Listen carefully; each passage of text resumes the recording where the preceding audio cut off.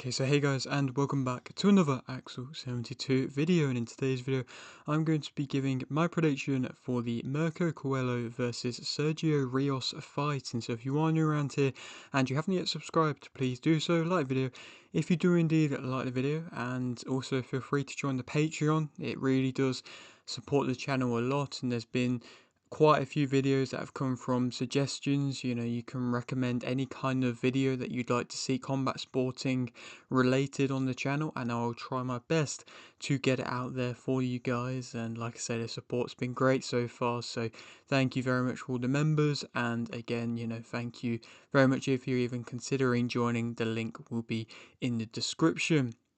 But to speak more about this fight, of course, this is a WBA vacant interim world featherweight title fight. It's a fight in which isn't really being talked about tremendously, and that's probably because it's been held in Libya. And I think it is an interesting matchup. I've been following somebody in Mirco Cuello in his past few fights now, and he's making a good name for himself. He's kind of building a bit of a stature in America, and now he's getting an opportunity to fight for a vacant interim title. And I mean, these WBA interim titles seem to be, making a return and floating around back again. And I mean, I'll never understand why they have interim titles when the champion is active, but this one is happening. And so a fight event in Libya, like I say, which is a bit of an interesting one. Not too many shows are held out there, but it's something a bit different, which I don't mind. And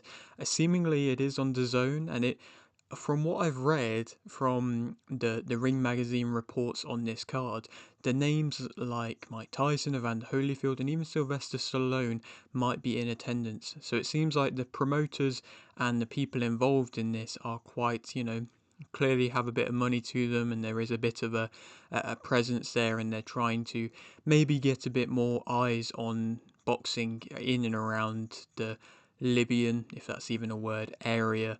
And I mean, it has other relatively big names on the card as well, like Alberto Ramirez versus Jerome Pampellon for the WBA light heavyweight final eliminator fight. It's a good fight, that. I mean, Ramirez has been floating around the high points of the division and is coming off a good victory himself. He's undefeated, a Venezuelan fighter, and Jerome Pampellon is somebody who has had a few opportunities high up in the light heavyweight rankings. He's fought a couple of decent names, decent opponents, and one of them being Connor Wallace as well. And one of them, the names slipped my mind, but he fought Bivol not too long ago. And went to a split decision with Pampillon before that. And so, again, that's a good name. Like I said, the Australian fans will be able to notice that he's fighting and might get behind him and might see it on the zone through that. It's also got Mike Perez on it as well. If you know Mike Perez, he's somebody who fought Briadis for a world title. He's just recently coming off a win against Stephen Ward on the Wardley Huni undercard, and he's wanting to keep active, which is a nice thing to see. And so he's making a feature on the card. Like I say, just putting any sort of random names on this card, but it's making for an interesting event. And again, to speak about the fighters in which I'm here to speak about a bit more for this fight, Cuello has, like I say, been building up a little bit, and he's become a bit of a name in USA boxing, a little bit. Like I say, he's featured on some good cards, and his last time, the last three fights I think were being with PBC cards, kind of ending the preliminary kind of card before it goes on to mainstream TV. And so, like I say, he's been getting a few eyes on him. His last fight was a TKO win against Christian Olivo, which was in round 10 after he got knocked down himself, Cuello. And that was definitely a fight which a knockout in which he really needed, because, like I say, the fight was perhaps not going in his favour. Olivo was quite a big underdog, and he was having quite a lot of success, and a lot of people, bar one of the commentators, had Olivo up, considerably, and enough so to be able to win. And Cuello went out there and was able to get an ending with knocking down Olivo twice with very nice body shots in which he landed, but a little bit of a questionable ending. Some people agree with it, some people don't. Olivo was able to get back up to his feet and looked like he wanted to continue, but the ref, seemed to not really like what he saw. And it was also the fact that Coelho basically just landed one shot to knock him down, then walked back, waited till he had the 8 count, walked back in again, landed pretty much the same shot and knocked him down instantly. So again, the ref to an extent has a right to be able to step in and stop the fight at that point. But again, perhaps it's a little bit controversial saying that Olivo was in the lead, and so maybe there could be a rematch there, ready waiting to give Olivo that well-deserved opportunity if Olivo maybe is able to go on to win a kind of bout in between then. And at least for Coelho, it showcased that he is able to go the distance if necessary. Obviously, it wasn't a 12-round distance in which this fight will be, but it was, like I said, a necessary 10 rounds if needed. Of course, Coelho's been moved quite quickly. He's a former Olympian. He represented Argentina in 2020, and he's been moved relatively quickly, but he's still had a couple issues with inactivity, and I think that's perhaps another reason as to why he's fighting on this card, because I'm sure he's getting paid quite well, but again, it's keeping him active. He doesn't want to be going back for a period where, I think he had just under a year off, or maybe just over a year off from 2023 to 2024, and so that is quite detrimental for his young age. They're both 24, I think, both of these guys in Jimenez and Coelho. So, again, you want to be fighting quite regularly and frequently. And again, like I say, if you're building your platform, building your name, I'm sure you want to be getting back into the ring as soon as possible. And so, again, he's already fought once this year. He's fighting again now. Maybe he might be able to get another one in before the end of the year. That's not too bad going for Coelho.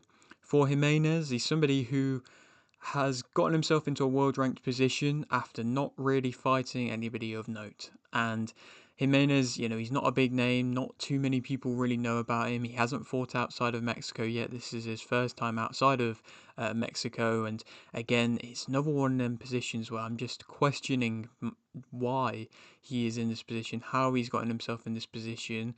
I mean, for Coelho, maybe they've kind of picked him as an opponent as an easy way to be able to get the interim world title. Of course, he has to be ranked top 15 to be in line to be able to fight for an interim title, from what I believe, for the WBA. And Jimenez is ranked 15th, but again, like I say, he's not fought more than an 8-rounder, and his last fight was a first round TKO in a 6-rounder. He's fought his last 2 fights in a 6-rounders, but his last opponent had a record of 24 and 27. And, you could say, maybe that was just one opponent. No, most of his opponents have had records where the defeats have been higher than the wins, and or if not, then they've just not had many fights themselves. And again, there's no record which I can see on his resume of 19 fights in which you look at and go, okay, that's somebody who at least is coming in with a decent resume and that bit of a more of a will to win type attitude. So, yes, he's coming off a first round TKO technically, but you just can't read into it with that type of opposition. And obviously, fighters get tested quite tough. The Mexican journeymen are durable fighters who are going to be coming for a bit of a scrap, but you know, when you get to 19, you just can't be fighting them type of guys. And I, like I say, just don't understand how he's managed to get himself into a world ranked position as a result of fighting them type of fighters. There's plenty of other guys who's, fighting even in America or in the UK and are getting much tougher matched opposition, but just not getting ranked. And again, it's weird, and it's just an easy, perhaps, route here for Coelho to be able to get the interim title. Obviously, he's going to be coming in against Rios, who's a bit of an unknown to an extent. There's a bit of footage on him, and you can watch what you can around. But again, a little bit of an unknown, so perhaps he might be able to shock things here. But I'm just not really seeing it. For speaking about both fighters a bit more individually, Coelho as a fighter, he can fight at a mid-range or in close. I think he did struggle at a mid-range a bit more against Olivo, but he was able to still have success with the straight right and the good strong jab when he was able to throw it. And that good strong jab was including good amounts of power, and he has power in his straight shots in general, which is sometimes a bit of a difficult thing for fighters to be able to do, and it's always a nice asset to have. He's definitely got a good variety of punches. He's got fast hands in exchanges, which means he can have the fast hands and mix in the power as well, which is nice. He's got a high volume. He's a come forward type fighter who can make you back off as a result, and I think he's definitely going to be able to do that against Rios, and that will be interesting to see how Rios deals with that. he's got nice pairing of shots, and he's definitely got good eye-catching power when he lands as well. And I mean, that's come through his resume and the knockouts in which he's been able to get. He's willing to put all into his shots, and he can, really plant his feet, especially into his body shots as well, which is again a very nice shot in which he lands it. And the one that he landed, well, the two that he landed on Olivo were again, very nicely around the guard and straight in the perfect spot, kind of in the liver type spot, and just where you want to be landing a body shot. And again, putting all his power into that was very nice to see.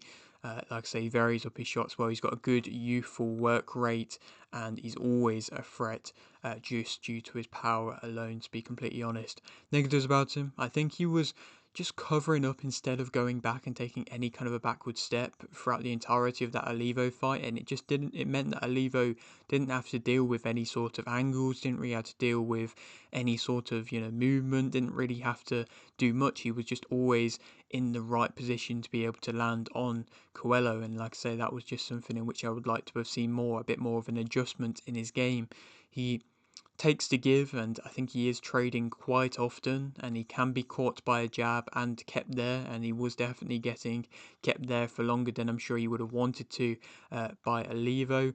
I'm still not really certain if he's got his man's strength physically. Yes, he's 24 years of age, and you'd think by this point he probably would, but again, there's a few vulnerabilities there, I think, physically, and I think his vulnerabilities in his chin might perhaps be there as well. He can stay in range and I think admire his work as well, and perhaps fight a bit with an ego. I mean, when he got knocked down, it seemed like he was fighting quite emotionally. It seemed like he was trying to rush his offense quite a lot, and inevitably that was just getting him caught more. He wasn't really respecting the power of Olivo enough, and that's probably why he got caught and got dropped. And he hasn't really fully worked out his timing yet either, from what I've seen in his opponents. He doesn't look as comfortable. Again, it looks quite tense at times and can be a bit wasteful at times. I just don't feel like he's always setting the right traps, or again, like I say, making the right adjustments. Speak about Rios as a fighter, he is a bit more seemingly of a mid-range fighter solely. He'll try and fight on the inside, but again, he's leaving himself very vulnerable when he does that. He can lead off his jab, and he's a bit measured with his jab. He does the thing where he kind of floats the jab in front of your face. He keeps his shape relatively well, even if he's on the back foot in bad positions. He's got seemingly a solid chin. Again, that's not been tested at the highest of levels, but I've just seen him in a couple of his fights, from what you can gather from the footage, that he's been able to take some quite big shots.